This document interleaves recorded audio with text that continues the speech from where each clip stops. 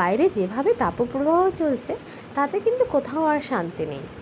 তাই আমি ভাবলাম আজকে একটা জিনিস তোমাদের সাথে শেয়ার করি।